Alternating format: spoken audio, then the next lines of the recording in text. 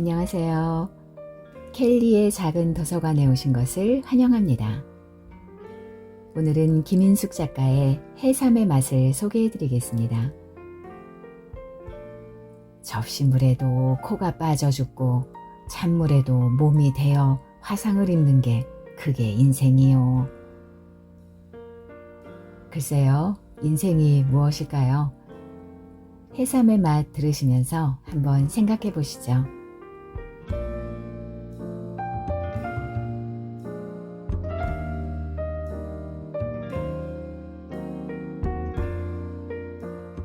그가 술을 마시기 시작한 건 아내의 정신이 나가버린 뒤부터의 일이다. 그러니까 아내가 미쳐버린 후부터. 그 전까지 그는 술을 즐기는 사람이 아니었다. 즐기고 싶어도 즐길 수 없는 것이 선천적으로 술과는 맞지 않는 체질이었기 때문이다.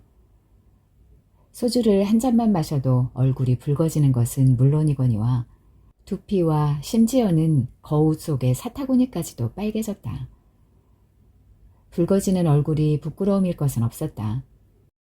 문제는 불면과 두통이었다. 알코올이 흡수되기가 무섭게 지끈거리기 시작하는 머리는 애당초 과음이란 걸 불가능하게 만들었다. 그리고 어설프게 마신 술은 불면으로 이어졌다. 술잔을 입에 대는 날마다 어김없이 머리 꼭대기를 정으로 내리 쪼는 듯한 두통을 끌어안고 밤을 지새우지 않을 수 없었다. 이튿날 아침이면 전날 코가 삐뚤어지도록 술을 마시고 여전히 숙취해서 헤어나지 못하고 있는 동료들보다 그의 얼굴이 더 나빴다. 그런데도 피할 수 없는 술자리는 매일같이 있었고 당연히 그는 매일같이 잠을 잘 수가 없었다. 그가 버스 회사로 직장을 옮긴 이유 중에 하나는 잠 때문이기도 하다. 운전을 하는 사람들은 술을 덜 마실 수밖에 없으리라고 짐작했던 것이다. 그의 생각은 반은 맞고 반은 틀렸다. 운전은 365일 하는 것이 아니라 밤과 낮으로 나뉘어져 있고 또 당번과 비번으로 나뉘어져 있다. 술자리도 그렇게 나뉘어 이어졌다. 술자리에 끼지 않을 때는 운전을 해야 했고 운전을 하지 않을 때에는 술자리에 끼어야 했으므로 잠을 잘 수 없는 것은 여전했다. 그렇다고 죽을 지경이었던 것은 아니다. 불면도 지속되다 보면 일종의 습관이 되는 것이고 몸도 자신의 습관을 받아들였다. 아내는 버스 회사 옆에 식당에서 일하던 여자였다. 주로 밥을 팔았지만 가끔은 술도 팔고 몸도 팔았다.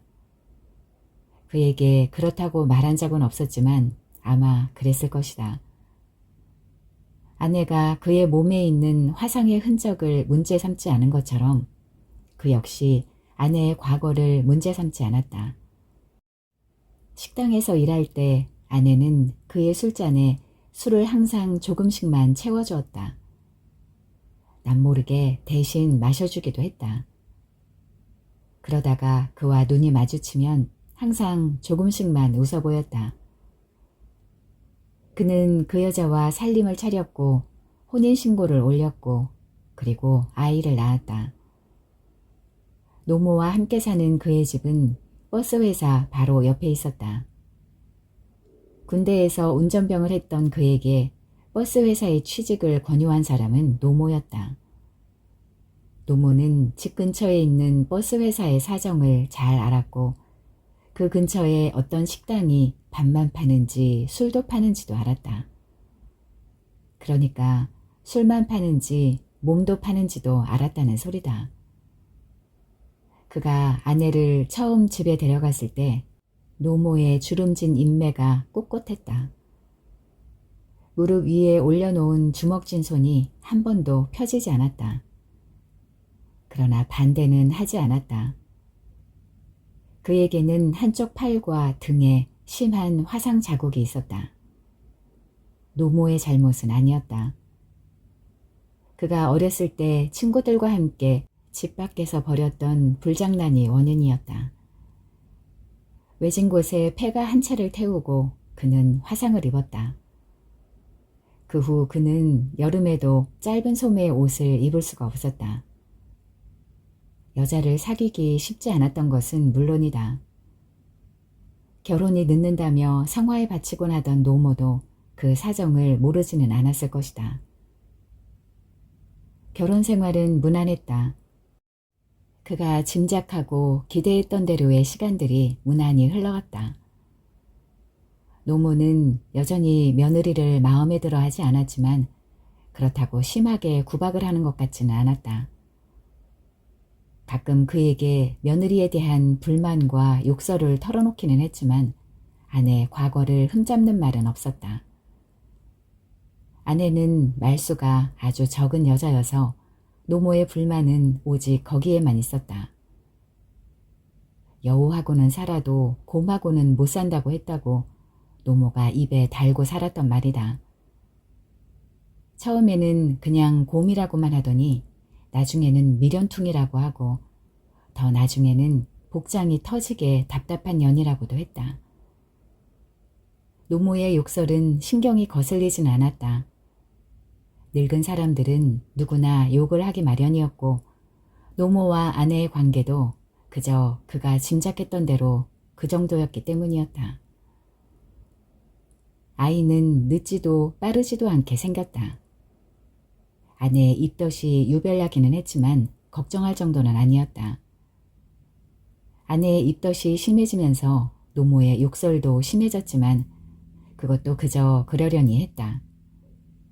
어쨌든 10달 내내 입덧을 하지는 않을 터이고 어쨌든 뱃속에 든 아이는 나올 것이고 그 아이를 가장 바라고 기다리는 사람이 또한 노모인 것을 알았기 때문이었다.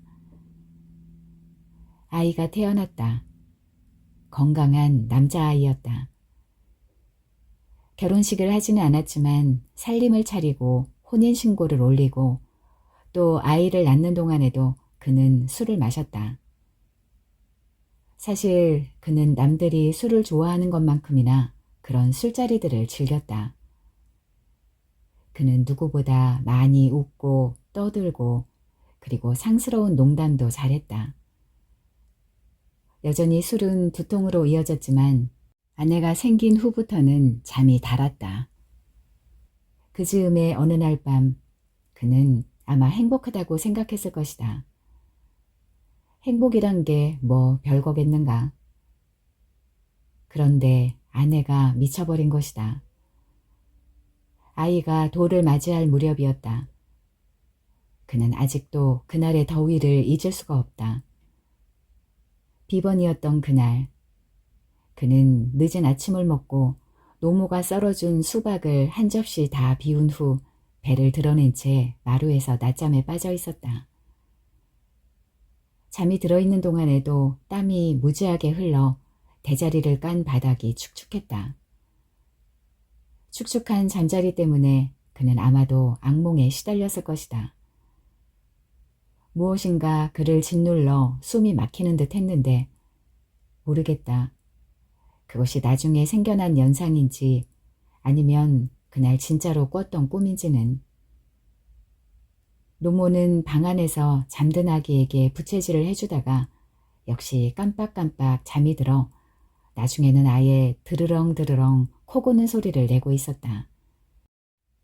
그의 악몽 속에 스며들었던 그 코 고는 소리를 그는 역시 지금까지도 기억한다. 그때 아내는 부엌에서 그의 늦은 점심을 준비하고 있는 중이었다. 아이가 언제 깨어 일어나 울음을 터뜨리지도 않고 혼자 기어서 방과 부엌 사이의 문으로 갔는지 모를 일이다.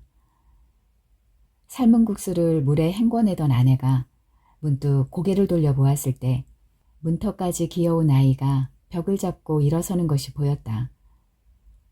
아이가 걸음마를 시작하려고 하는 것이다.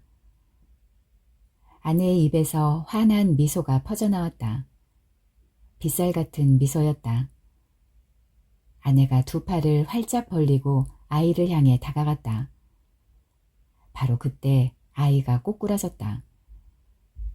꼬꾸라진 아이는 부뚜막 위에 물솥으로 첨벙 떨어졌다. 그 망할 놈의 집 구조가 그랬다.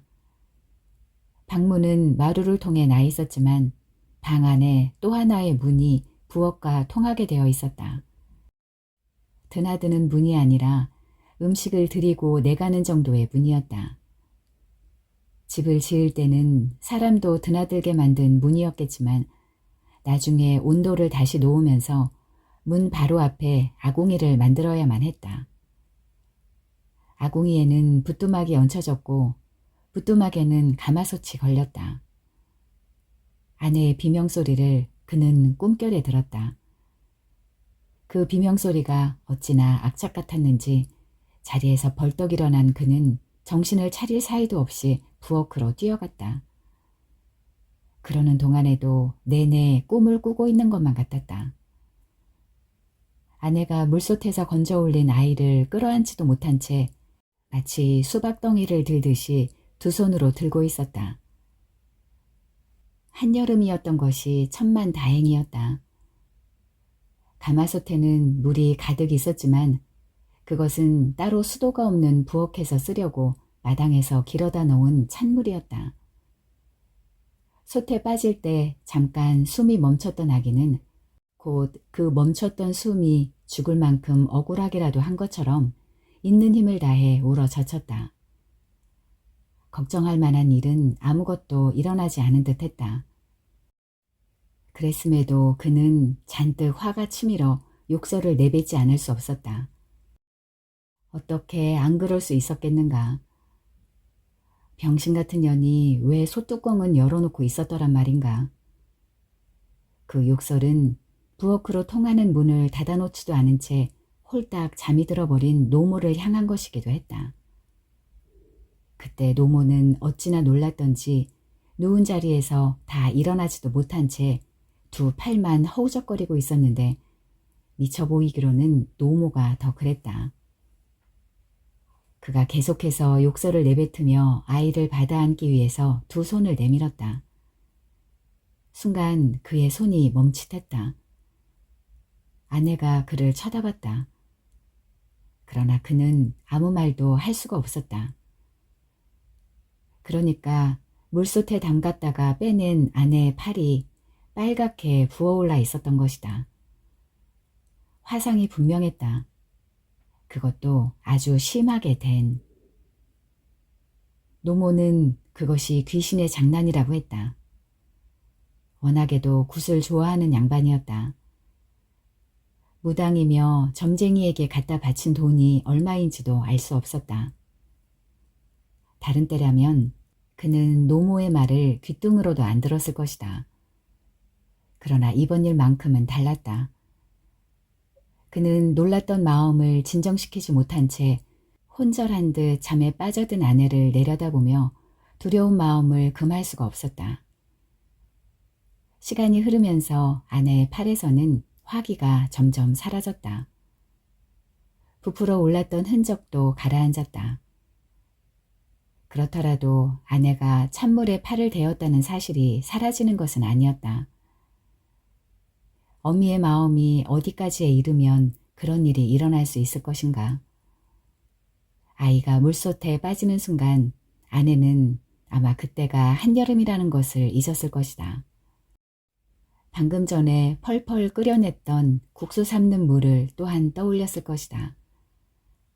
상상만으로도 화상이 깊었을 것이다. 그렇더라도 찬물에 팔을 대이다니. 귀신의 장난이라는 노모의 말은 옳았다.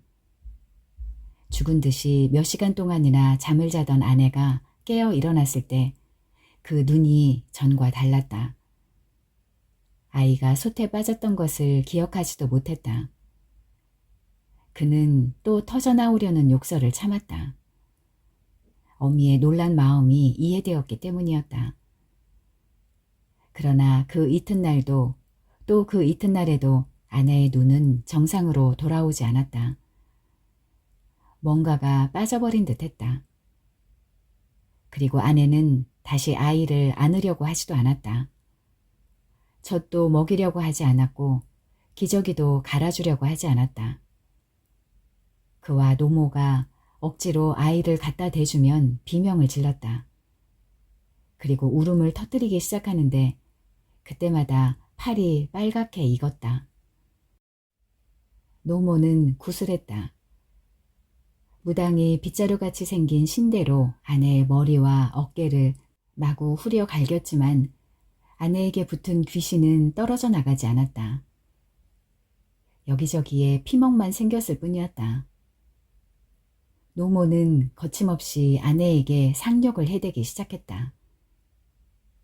미친년이, 밑구멍이나 팔아먹고 살던 년이, 집안 망해먹으려니.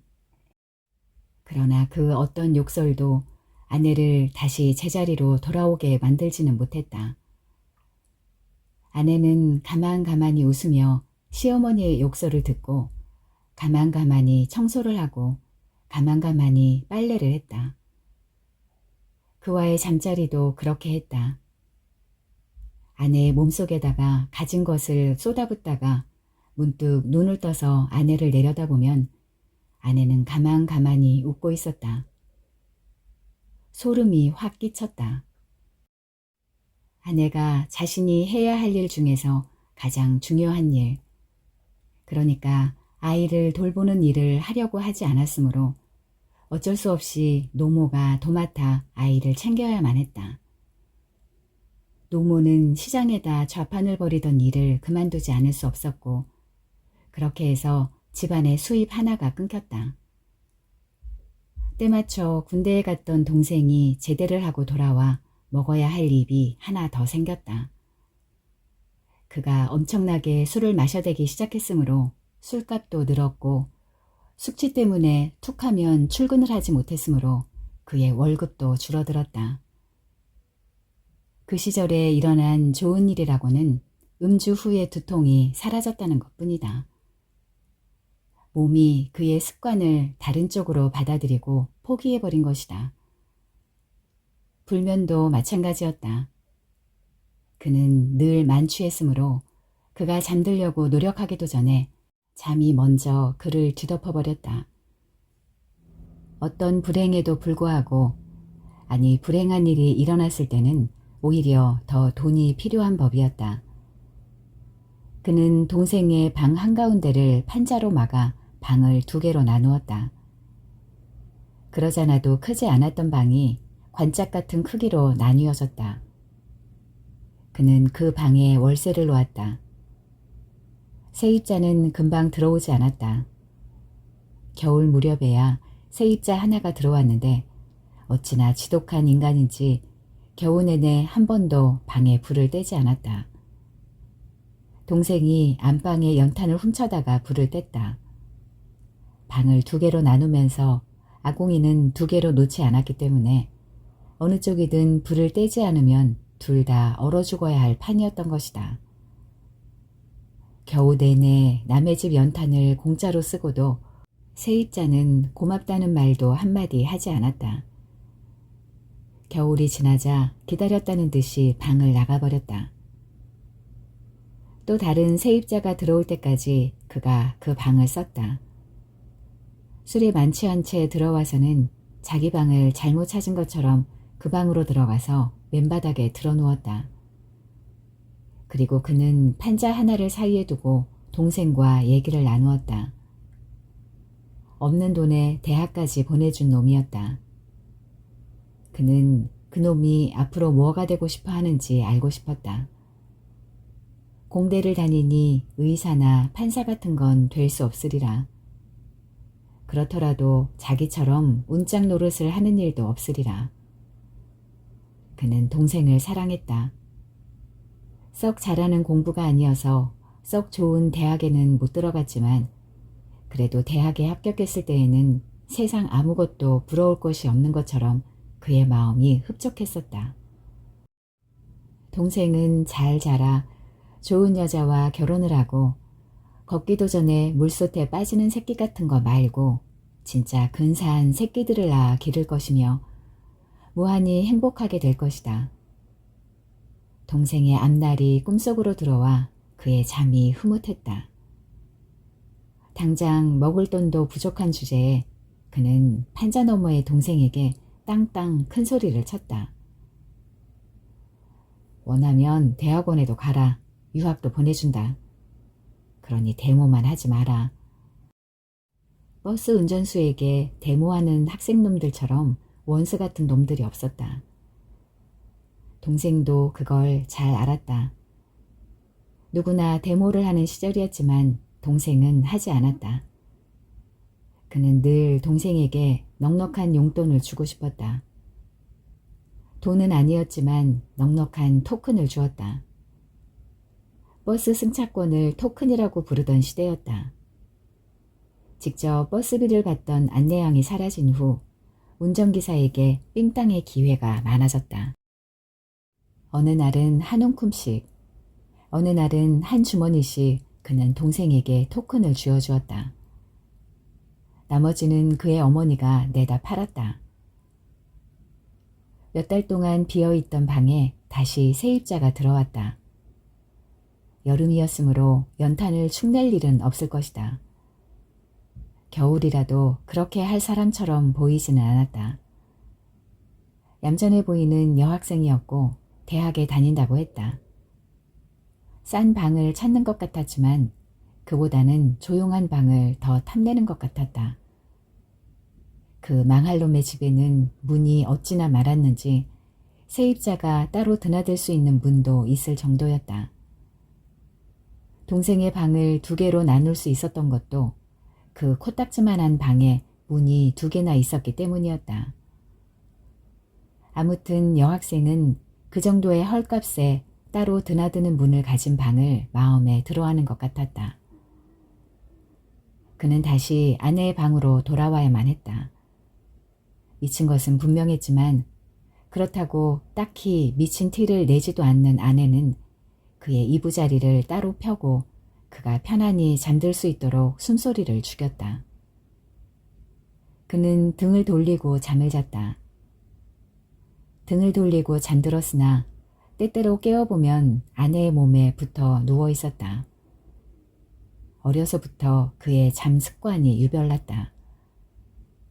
온 방 안을 다 헤매며 잔다고 했다. 그러나 벽이나 책상다리나 장롱 서랍 따위가 그를 잠에서 깨어나게 하는 적은 없었다. 아내의 몸은 달랐다. 뭔가 거치적거리는 것이 있어 눈을 뜨면 번번이 그것이 아내의 몸이었다. 정확히 말하자면 팔이었다. 아내는 정신이 나가버린 후에 그 틈을 메우려는 듯 무섭게 살이 쪘다. 그는 아내의 통통한 팔을 어둠 속에서 바라보았다. 그때마다 자신의 몸에 있는 화상의 자리들이 맹렬히 가려웠다. 그의 몸에 있는 화상의 흔적들은 끔찍했다.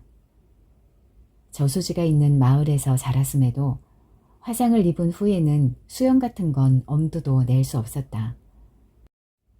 아무리 더워도 남들 보는 데에서는 등목도 할 수 없었다. 도시에 나온 후에는 목욕탕에도 가지 않았다. 그랬음에도 때때로 벗은 몸을 누구에겐가 보여주지 않을 수 없을 때가 있었다. 체육 시간에 조용히 옷을 갈아입는 그를 친구들이 피했다. 입대하기 전에 처음으로 갔었던 창녀촌에서 창녀는 인상을 찌푸렸고 그는 창녀의 뺨을 갈겼다. 창녀의 기동서방이 달려왔다. 그날 그가 돈 내고 한 일이라고는 그저 흠씬 얻어 터진 것뿐이었다. 아내의 팔은 빨갛게 부풀어 오를 때조차도 그의 화상의 흔적만큼 흉하지는 않았다. 그저 부풀어 올랐다가 시간이 흐르면 언제 그랬냐 싶게 가라앉는 정도였다.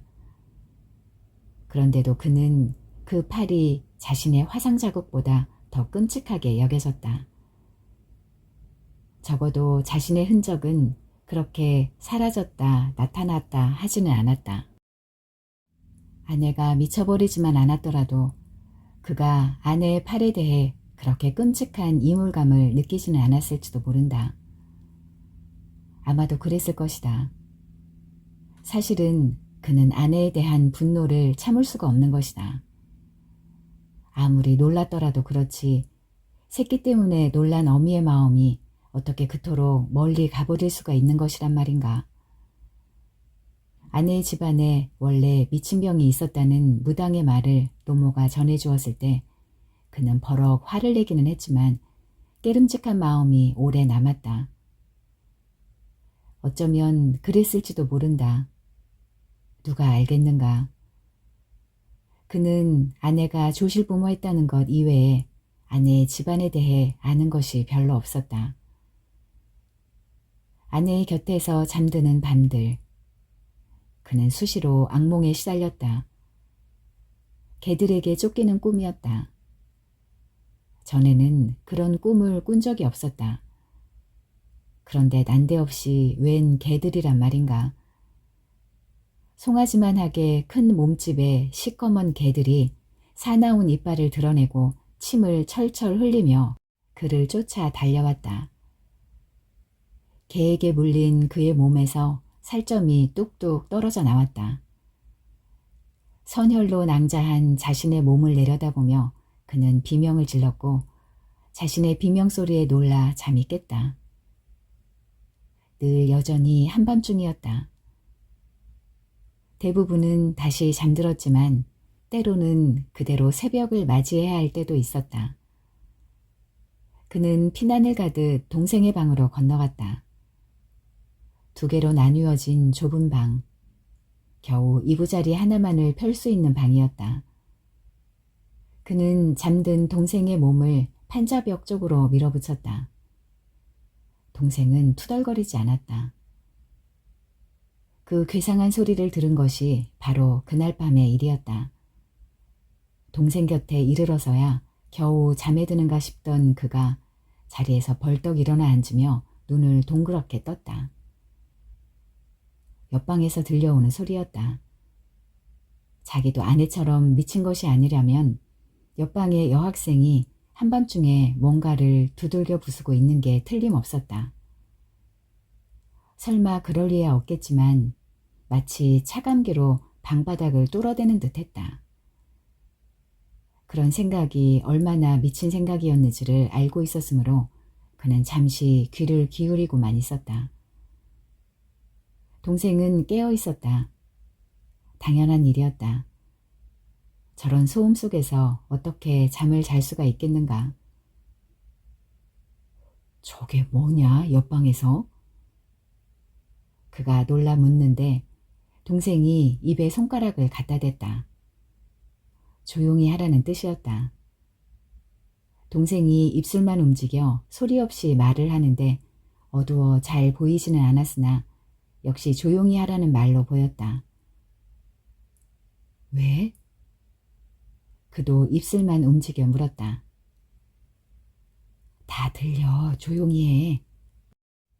그러니까 그 방은 얇은 판자 하나로 가운데를 막아놓은 방이었다. 무슨 소리든 들리지 않는 소리가 없었을 것이다. 불행히도 여학생은 그 사실을 알지 못하고 있는 듯 했다. 조용한 방을 찾아 들어온 여학생이었으니 벽이 판자인지 무엇인지도 알지 못했을 것이다. 동생이란 놈이 뜻밖의 흉물스러운 놈이었다. 저는 다 들으면서도 저의 기척을 감쪽같이 숨기고 있었던 것이 틀림없었다. 아마도 동생은 판자 너머에서 여학생이 속옷을 갈아입는 소리까지 들었을 것이다. 속옷인지 무엇인지는 알 수 없었겠으나 속옷이라고 상상했을 것이다. 그리고 아마도 숨을 죽여가며 수음을 했겠지. 웃음이 나왔다. 건강하다는 증거일 뿐이었다. 야단을 쳐야 할 이유는 없었다. 그러는 동안에도 차감기로 방바닥을 뚫어대는 듯한 소리는 계속해서 이어졌다. 그 엄청난 소음 때문에 그들이 무슨 말을 한다고 하더라도 저쪽 방으로 건너갈 것 같지는 않았다. 그랬음에도 그는 목소리를 낮춰 물었다. 저게 뭐냐? 저 기집애가 무슨 짓을 하는 거야? 밤새 저러는 건 아니고 그냥 가끔 그래. 동생의 말은 거짓말이었다. 그 소리는 끊겼다 이어지고 다시 끊겼다 이어지면서 새벽녘까지 지속되었다. 소리가 마지막으로 멈춘 후 기침 소리가 들렸다. 그리고 진작대로 이부자리를 펴는 소리와 옷을 갈아입는 듯한 소리가 들렸다. 어느새 문밖이 환했다. 노모는 여학생에게도 토큰을 팔았다. 드나드는 문은 따로 있었지만 화장실은 마당에 있는 것을 같이 써야 했기 때문에 노모는 화장실 앞을 지키고 있다가 토큰을 내밀곤 했다. 수줍음이 많은 여학생이었다.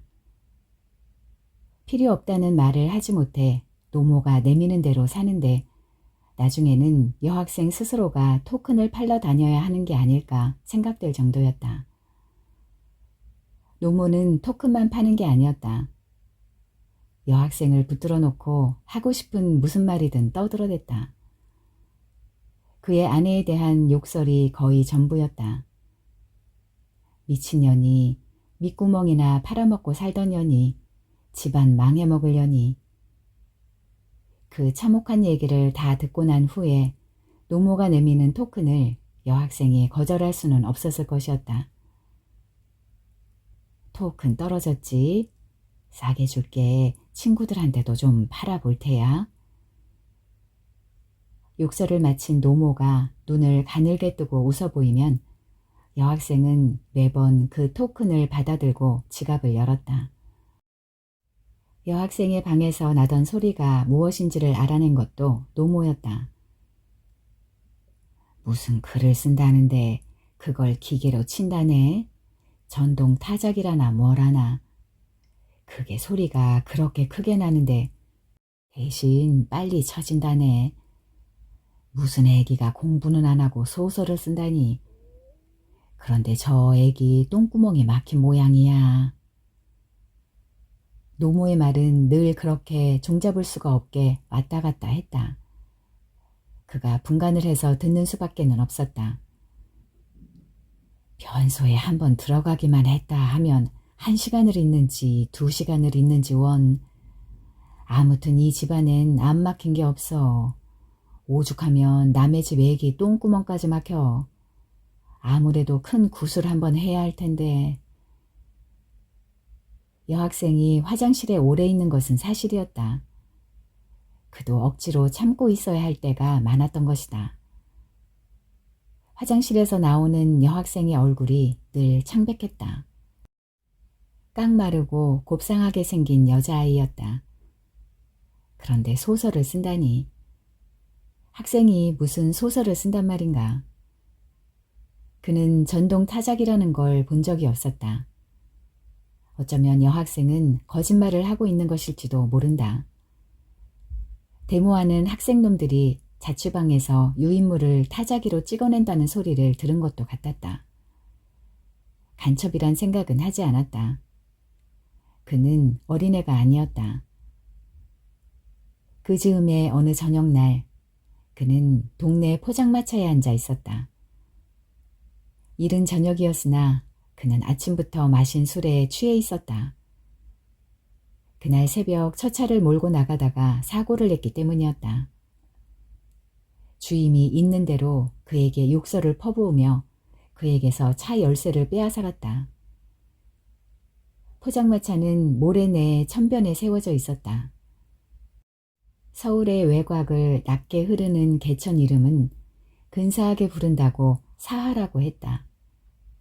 그런데 누구도 그런 이름으로 부르지는 않았다. 모래내든 사하든 개천에 모래 같은 것은 보이지 않았다. 대신 여름날 저녁이면 모기가 엄청났다. 새벽녘의 사고는 큰 사고는 아니었다. 차부에서 나가던 길에 개 한 마리를 칠 뻔했을 뿐이었다. 그러나 사고 지점이 바로 회사 앞이었기 때문에 회사 사람들이 모두 그 일을 알아버렸고 당장에 달려왔던 주임은 그의 입에서 쏟아져 나오는 술 냄새를 놓치지 않았던 것이다. 개를 치어 죽일 뻔한 그에게 주임은 개 같은 놈이라고 욕을 했다. 정신이 없어 새겨듣지는 못했지만 개새끼라고도 했을 것이다. 욕설이 기분 나쁠 것은 없었다. 누구나 욕을 했고 그도 마찬가지였으니까. 기분이 나쁜 것은 사고였다. 그것이 인사사고가 아니라고 하더라도 마찬가지였다. 송아지만한 몸집의 시커먼 개였다. 그 개가 어두운 길 한복판에 서서 그를 바라보고 있었다. 헤드라이트 불빛이 점점 가까워짐에도 개는 움직이지 않았다. 마침내 헤드라이트 불빛 속에 온몸이 환히 드러나게 되었을 때 개가 사나운 이빨을 드러냈다. 누군가의 살점을 물어뜯어 피가 뚝뚝 떨어지는 이빨이었다. 그는 급브레이크를 밟았고 차는 인도 턱을 들이받았다. 버스 안에는 새벽 출근을 하는 사람들이 2~5명 정도 타고 있었지만 다행히 누구도 다친 사람은 없었다. 주임이 자신을 술 취한 놈 취급하고 또 자신이 지난밤에 만취를 했던 것이 사실이기도 했지만 그러나 술 때문이 아니었다는 말을 그는 하고 싶었다. 물론 변명이 통할 리가 없었다. 술 때문이 아니라 개 때문이었다는 말도 할 수가 없었다. 미쳐버린 아내 때문이라는 말은 더구나 할 수가 없었다. 그는 집으로 돌아가는 대신 회사 근처의 식당으로 들어갔다. 국밥 한 그릇과 소주 반 병을 시켰다. 아내가 예전에 일하던 식당이었다. 그 사이 식당 주인이 바뀌었고 일하는 사람도 모두 달라졌다. 그는 자작으로 술을 마시며 오래전 아내가 항상 조금씩만 따라주던 술잔을 떠올렸다.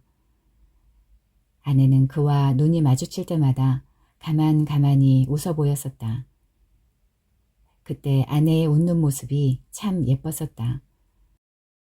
어쩌다가 일찍 부모를 잃었냐고 그가 물어본 적이 있었을 것이다. 불이 났었다고 했다. 온 집안이 다 타서 부모도 죽고 부모를 잃은 후에는 형제들도 다 뿔뿔이 흩어졌다고 했다. 혹시 당신도 화상을 입었느냐고 물었더니 그렇진 않다고 했다.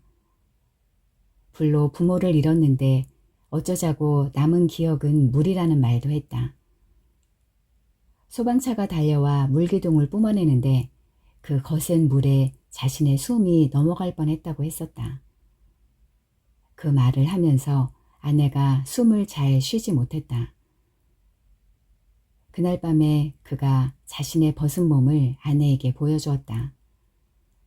아내가 그를 끌어안고 갑자기 격렬히 울기 시작했다. 얼마나 아팠을까? 얼마나 뜨거웠을까? 울면서 아내가 했던 말이었다. 아내가 그의 몸을 덮었을 때 그의 몸 화상자리에서 화기가 사라졌다. 거센 물이 거침없이 흘러나와 기억마저 모두 씻어내리는 듯 했다. 아내의 집을 태운 그 불을 누가 냈더냐고 그는 묻지 않았다. 불이란 사람이 내는 것만은 아니니까. 누전도 있고 합선도 있고 도깨비불도 있는 거니까. 그의 몸에 화상 자국을 남긴 불은 그가 낸 것이었다.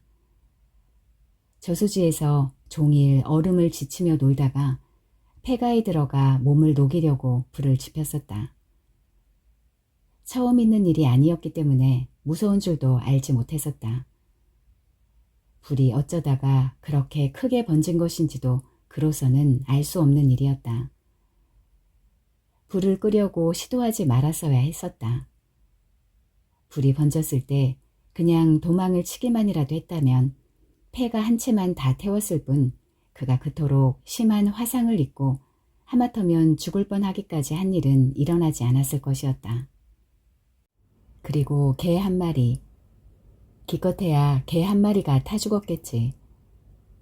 개는 목줄을 묶어놓아 밖으로 나오지 못했다.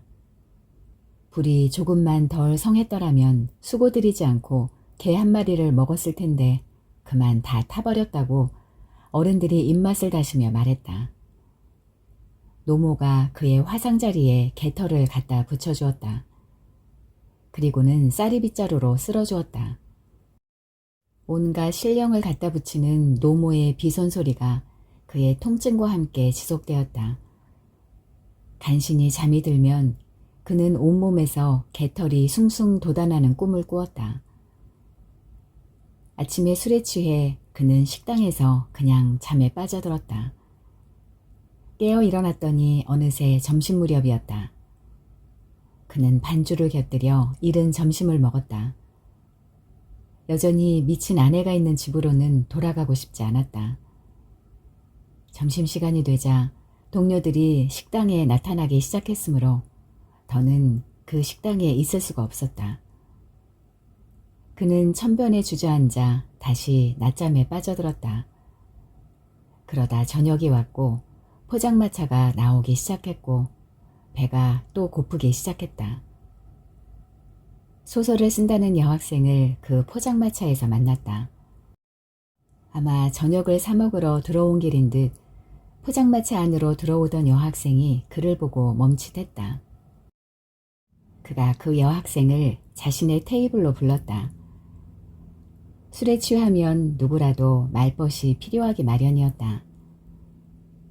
여학생은 조금 망설이는 듯 했지만 거절을 하지는 못했다. 거절하고 싶었겠지만 그럴 수 있는 말을 찾지 못했을 것이다. 여학생이 그의 앞자리에 와서 앉았고 속삭이는 듯한 목소리로 우동 한 그릇을 시켰다. 그는 안주로 해삼 한 접시를 더 달라고 시켰다. 무슨 얘기를 쓰는 거요? 그가 물었다. 여학생이 젓가락을 만지작거리며 가만히 웃어 보이는데 그 웃음이 아내 같았다.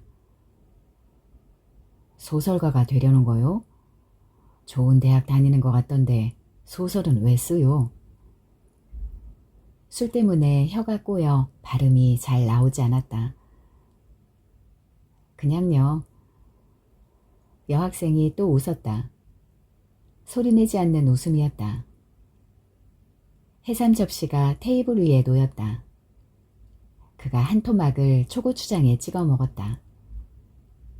수줍게 웃고 수줍게 말할 줄밖에 모르는 줄 알았더니 여학생도 해삼을 잘 먹었다. 딱딱 해삼이 입안에서 씹혔다. 해삼은 우적우적 씹어서 먹는 게 아니라 있는 힘을 다해 딱딱 씹어 먹어야 하는 것이다. 이봐요 아가씨. 호칭이 마구 헷갈렸다. 학생이랬다가 아가씨랬다가 조심하지 않았다가는 너라고 부를지도 모른다. 그는 무례한 사람이 아니었다. 다만 술에 취했을 뿐이었다. 소설은 그냥 쓰는 게 아니에요. 소설은 말이지 내 인생이 소설책 10권인데 개 같은 인생이 소설책 100권도 더 되는데 그걸 그냥 쓰면 안 된다 이거요. 빌어먹을 기계로 우당탕탕 치는 것도 아니라 이거요. 소설이란 건 말이지 이 해삼처럼 있는 힘을 다해서 딱딱 씹어 삼키는 거라 이거요. 이 해삼처럼.